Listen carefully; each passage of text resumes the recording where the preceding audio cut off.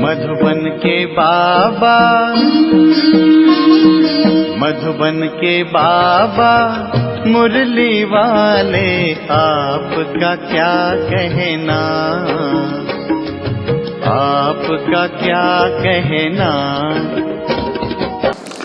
ओम शांति। आज 23 सितंबर 2023 के साकार मधुर महावाक्य हैं। आज मीठे मीठे बापा दादा बोले, मीठे बच्चे, आत्मा और परमात्मा का यथार्थ ज्ञान तुम्हारे पास है, इसलिए तुम्हें ललकार करनी है। तुम हो शिव शक्तियाँ। बाबा ने कहा, मीठे बच्चे, आत्मा और परमात्मा का यथार्थ ज्ञान तुम्हारे पास है, इसलिए तुम्हें ललकार करनी है। तुम हो शिव शक्तियाँ। बाबा ने आज प्रश्न पूछा कि सबसे ऊंची मंजिल कौन सी है जिसका ही तुम बच्चे पुरुषार्थ कर रहे हो। और बाबा समझाते कि निरंतर याद में रहना, यह है सबसे ऊंची मंजिल। याद से ही कर्म भोग चुकतु हो कर्मातीत अवस्था होगी। बाबा कहते हैं, जिस माता पिता से अपार सुख मिल रहे हैं उनके लिए बच्चे कहते हैं, बाबा आपकी याद भूल जाती है। वंडर है ना। देही अभिमानी रहने का पुरुषार्थ चलता रहे तो याद भूल नहीं सकती। मुरली का गीत है, किसने ये सब खेल रचाया। ओम शांति। भगवानुवाच, बच्चे अपने बाप भगवान को जानते हैं। अभी बच्चे आकर के बाप द्वारा आस्तिक बने हैं, क्योंकि बाप द्वारा बाप को जाना है, इसलिए आस्तिक कहलाते हैं। तुमने जाना है बरोबर हम आत्मा है, वह हम आत्माओं का बाप है। भले कोई मनुष्य अपने को आत्मा समझते भी हो, परंतु परमात्मा को कोई नहीं जानते। जब बाप खुद आकर बच्चा पैदा करे और उनको अपना परिचय दे, तब जाने। बाप को ही अपना परिचय देना है, वह है आत्माओं का फादर। सम्मुख आकर बतलाते हैं कि तुम आत्माएं हो और मैं तुम आत्माओं का परम पिता हूँ। तुम निश्चय करते हो, ये तो कॉमन बात है। आत्माओं का बाप जरूर है, गायन भी है। आत्मा और परमात्मा अलग रहे बहुकाल। बाप को बच्चे ही जानते हैं। बाप 5000 वर्ष बाद फिर आए हैं, जब सब बच्चे नास्तिक दुखी बन जाते हैं। एक भी आस्तिक नहीं रहता है, तब बाप आते हैं। आस्तिक बनाकर फिर छिप जाते हैं। फिर कोई भी बाप को जानते नहीं। अब तुम बच्चों में ये निश्चय नंबरवार पुरुषार्थ अनुसार है। सबको पूरा निश्चय नहीं है। भल यहाँ सम्मुख बैठे हैं, जानते हैं परमपिता परमात्मा पतित पावन बाप पतित से पावन देवता बना रहे हैं। देवताओं की तो यहाँ सिर्फ मूर्तियां हैं, खुद तो है नहीं। जो भी मनुष्य मात्र हैं, सिवाय तुम ब्राह्मणों के, और कोई भी आत्मा और परमात्मा को नहीं जानते। हम सो परमात्मा कह देने से न आत्मा को न परमात्मा को जानते। तुम बच्चे जानते हो कि एक भी मनुष्य नहीं जो अपने को यथार्थ रीति आत्मा समझ और परमात्मा को अपना बाप समझे। लेकिन अब यह ललकार कौन करे? शक्तियों ने ही ललकार की थी, परंतु अभी तक वह शक्ति आई नहीं है जो तुम्हारे में आनी चाहिए। शिव शक्तियां तो मशहूर हैं, नामी ग्रामी है। जगत अम्बा भी शक्ति है। अब कॉन्फ्रेंस में रिलीजियस हेड्स सब आते हैं, उन्हें भी समझाना है। बाप समझाते हैं, बच्चे तुमको तो देही अभिमानी बनना है। हम आत्मा हैं, परमपिता परमात्मा से वर्षा ले रहे हैं। यह निश्चय नहीं है, कोई संशय है तो ऊंच पद पा नहीं सकेंगे। अच्छे अच्छे बच्चे भी चलते चलते माया का तूफान लगने से गिर पड़ते हैं। निश्चय बुद्धि से संशय बुद्धि हो पड़ते हैं। नहीं तो बच्चे कभी भी संशय बुद्धि नहीं होते हैं कि हमारा ये बाप नहीं है। यहाँ यह वंडर है। कहते भी हैं परमपिता परमात्मा हम सब आत्माओं का बाप है। वह हमको पढ़ाते हैं, फिर भी बाप को भूल जाते हैं। रोज समझाते रहते हैं, बच्चे अपने बाप को याद करो तो तुम्हारे भी कर्म विनाश होंगे। विकर्म तो जन्म जन्मांतर के सिर पर बहुत हैं। तुम जानते हो मम्मा बाबा जिसको ब्रह्मा सरस्वती कहते हो, वह नंबर 1 में है। वह खुद भी कहते हैं कि इतना योग लगाते हैं, मेहनत करते हैं, तो भी अनेक जन्मों के पाप कटे नहीं हैं। कुछ न कुछ भोगना पड़ता है। अंत में इस भोगना से छूट कर्मातीत अवस्था को पाना है, पुरुषार्थ करना है। माया भी कम रुस्तम नहीं है, दोनों ही सर्वशक्तिमान है। रावण माया ने सब मनुष्य मात्र को पतित बना दिया है। गाते भी हैं पतित पावन, तालियां बजाते रहते हैं तो जरूर पतित है ना, परंतु अपने को समझते नहीं कि हम पतित हैं। यह समझाना भी जरूरी है कि अब यह पतित दुनिया है। पावन दुनिया सतयुग को कहा जाता है। पावन दुनिया में ऐसे पतित पावन को नहीं बुलाएंगे। वहां तो भारत बहुत सुखी था, एक ही धर्म था। अभी तुम जानते हो परमपिता परमात्मा ज्ञान सागर है, वह इन सब वेदों शास्त्रों आदि के राज को जानते हैं, वही पढ़ा रहे हैं। परंतु कोई कोई ऐसे हैं जो यह भूल जाते हैं कि हमको परमात्मा पढ़ाते हैं। बेहद का बाप हमें पढ़ाते हैं, वह नशा नहीं चढ़ता। यहाँ से बाहर घर जाने से नशा चकना चूर हो जाता है। कोई मुश्किल है जो युक्ति युक्त पुरुषार्थ करते हैं। माया बड़ी जबरदस्त है। देह अभिमान तो नंबर 1 है। बाबा ने समझाया है अपने को देही समझो। हम आत्मा हैं, इस शरीर द्वारा हम कर्म करते हैं। अपने को परमात्मा तो कभी नहीं समझना है। बाप कहते हैं मैं तुमको पतित से पावन बनाने आया हूँ, मुझे घड़ी घड़ी याद करो।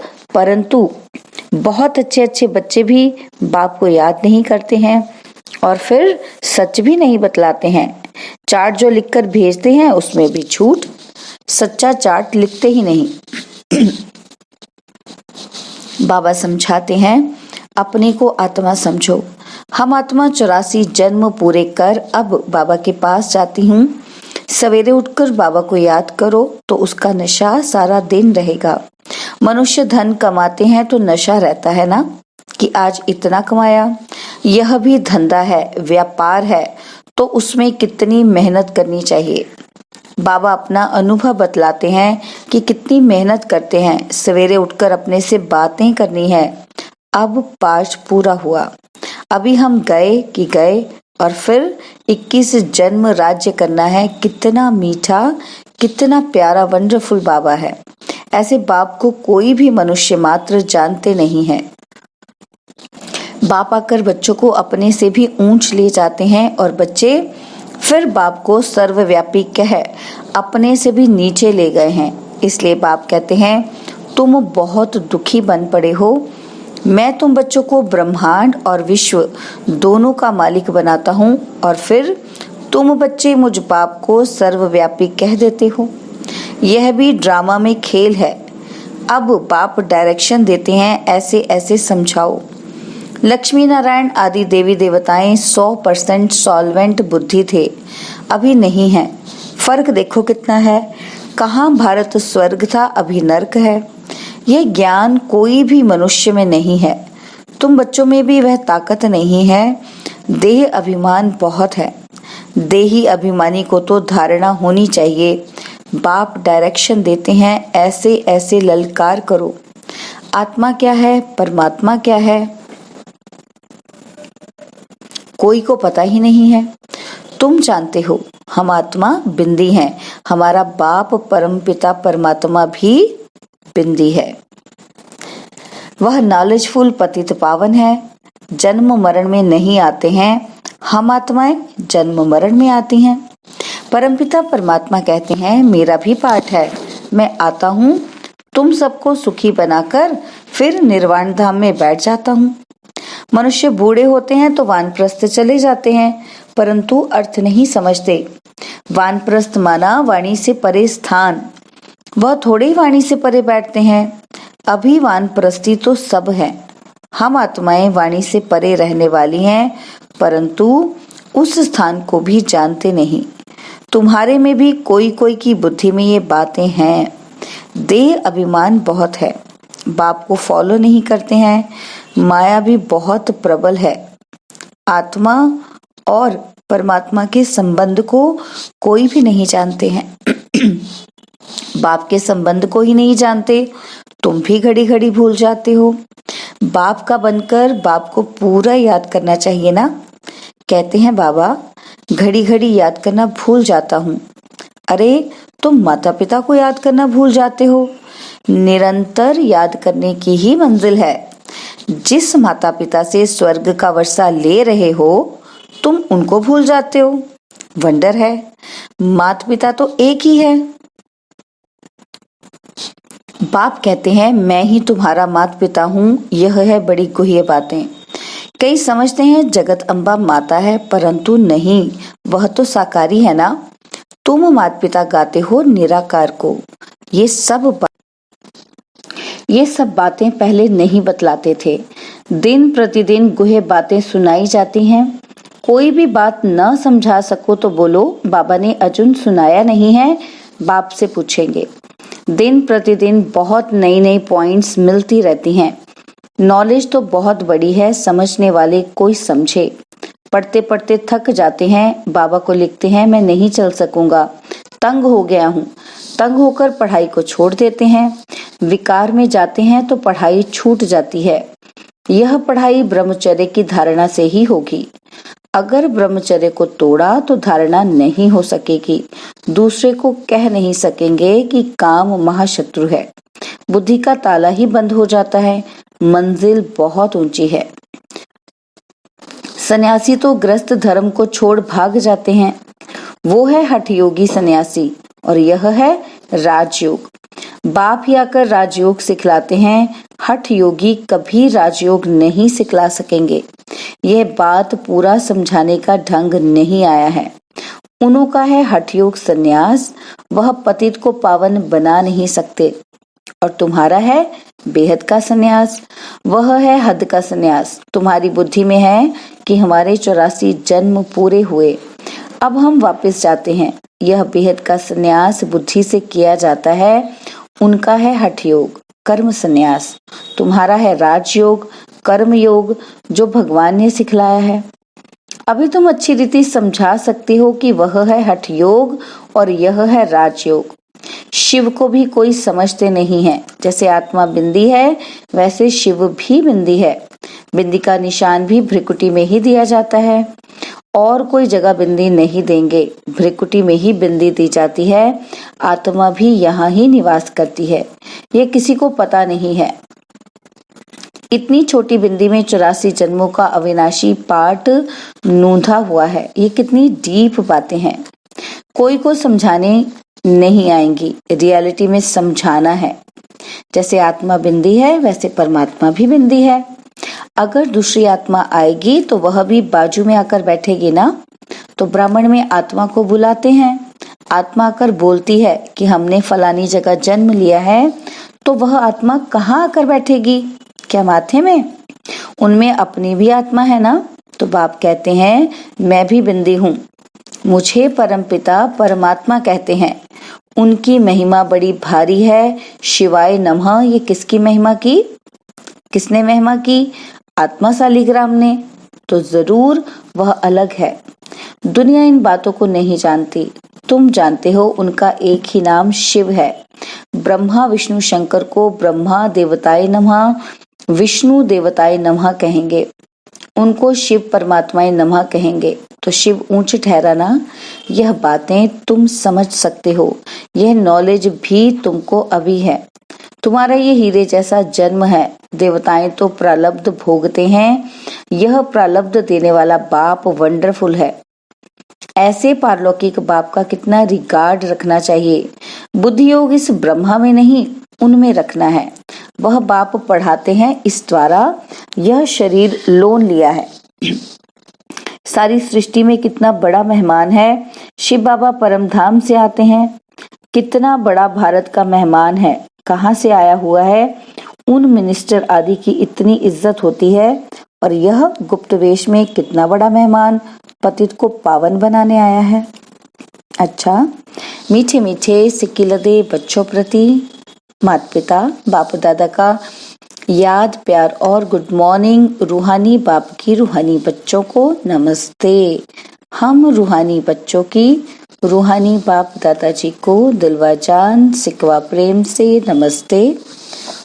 ओम शांति। प्यारे बाबा, मीठे बाबा, मेरे बाबा, शुक्रिया बाबा, शुक्रिया बाबा, शुक्रिया।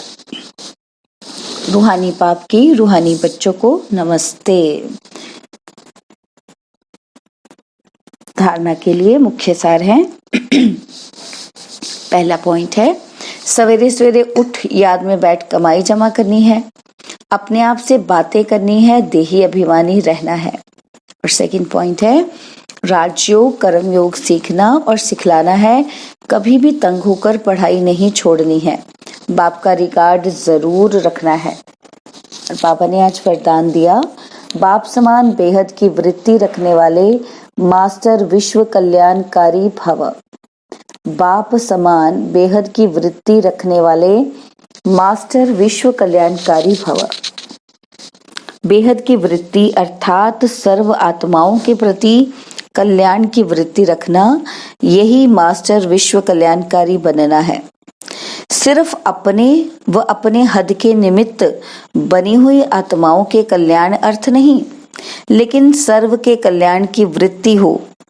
जो अपनी उन्नति में, अपनी प्राप्ति में, अपने प्रति संतुष्टता में राजी होकर चलने वाले हैं, वह स्व कल्याणी है।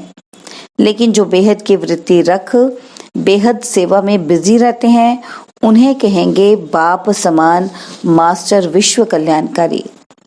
स्लोगन है, निंदा स्तुति मान अपमान हानि लाभ में भी समान रहने वाले ही योगी तो आत्मा है। निंदा स्तुति मान अपमान हानि लाभ में समान रहने वाले ही योगी तो आत्मा है। ओम शांति। और अब यह एक बहुत अच्छी वीडियो भी जरूर देखें।